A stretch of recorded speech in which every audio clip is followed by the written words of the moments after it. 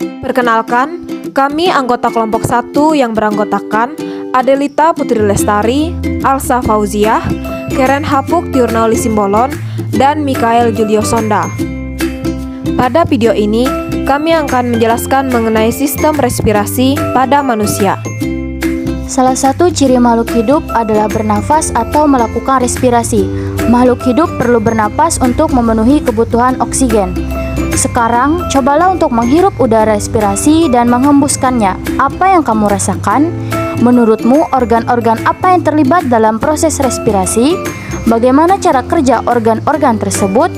Dalam video ini, kami akan menjelaskan mengenai organ-organ pada sistem respirasi pada manusia, fungsi serta kelainan penyakit yang dapat terjadi pada sistem pernafasan.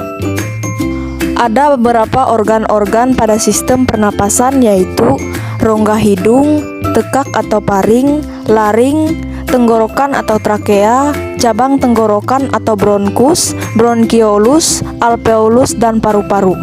Yang pertama adalah rongga hidung. Di dalam rongga hidung terdapat rambut-rambut pendek dan halus dan juga selaput lendir. Selaput lendir dan rambut-rambut halus berfungsi menyaring debu dan kotoran yang masuk bersama udara, mengatur suhu udara, respirasi, dan mengenali adanya bau. Tekak atau faring. Udara dari rongga hidung masuk ke faring. Faring merupakan persimpangan antara rongga hidung ke tenggorokan atau saluran respirasi. Pada bagian belakang faring terdapat laring. Pada laring terdapat epiglotis atau katup tenggorokan. Pada saat bernafas, epiglotis akan membuka sehingga udara masuk ke laring lalu menuju ke tenggorokan. Sebaliknya, pada waktu menelan makanan, epiglotis menutupi laring sehingga makanan tidak masuk ke tenggorokan. Selanjutnya adalah laring. Laring atau kotak suara adalah organ pada leher yang melindungi trakea dan terlibat dalam produksi suara. Laring adalah saluran pernapasan yang membawa udara menuju ke trakea. Fungsi utama laring adalah untuk melindungi saluran pernapasan di bawahnya dengan cara menutup secara cepat pada stimulasi mekanik sehingga mencegah masuknya benda asing ke dalam saluran napas. Tenggorokan atau trakea. Tenggorokan berbentuk seperti pipa dengan panjang kurang lebih 10 cm. Trakea bercabang dua dan di dalam paru-paru membentuk bronkus. Fungsi trakea dalam sistem pernafasan termasuk penting, yaitu mengalirkan udara dari dan menuju paru-paru. Organ ini berbentuk tabung berongga lebar yang menghubungkan laring ke bronkus paru-paru. Dan yang selanjutnya adalah cabang tenggorokan atau bronkus. Bronkus merupakan cabang batang tenggorokan yang berjumlah sepasang. Bronkus berfungsi sebagai penghubung saluran pernapasan atas dengan paru-paru, memastikan suplai oksigen ke dalam tubuh, menghalang masuknya partikel asing ke dalam paru-paru. Berikutnya adalah bronkiolus. Bronkiolus adalah percabangan kecil-kecil dari bronkus. Bronkiolus akan berakhir pada alveolus. Fungsi bronkiolus yang pertama adalah menyalurkan udara dari bronkus ke dalam alveolus. Fungsi berikutnya adalah membantu mengontrol jumlah udara yang didistribusikan melalui paru-paru. Selanjutnya adalah alveolus. Alveolus merupakan saluran akhir dari organ respirasi.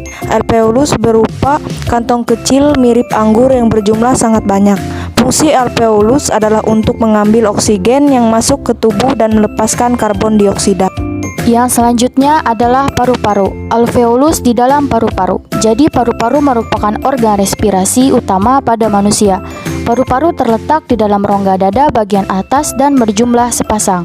Fungsi organ paru-paru yang utama sebagai tempat pertukaran gas dalam tubuh manusia, menjaga suhu dan tingkat kelembaban dalam tubuh tetap normal, melindungi tubuh dari zat berbahaya, serta mendukung fungsi dari indera penciuman.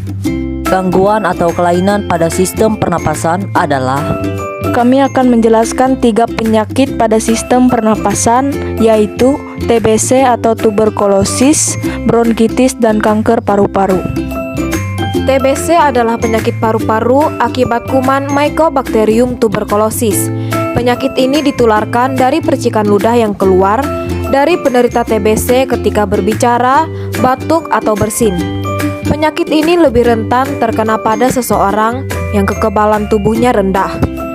Gejala yang dialami oleh penderita TBC adalah nyeri dada, batuk berdahak, dan terkadang mengeluarkan darah, dan lainnya. Bronkitis. Bronkitis adalah iritasi atau peradangan di dinding saluran pipa yang menyalurkan udara dari tenggorokan ke paru-paru. Gejala bronkitis biasanya ditandai dengan batuk yang terkadang disertai dengan keluarnya dahak atau lendir. Kanker paru-paru. Kanker paru-paru adalah kondisi ketika sel ganas atau kanker terbentuk di paru-paru. Kanker ini lebih banyak dialami oleh orang yang memiliki kebiasaan merokok. Gejalanya adalah batuk kronis, sesak napas, dan lainnya. Terima kasih telah menyaksikan video kami.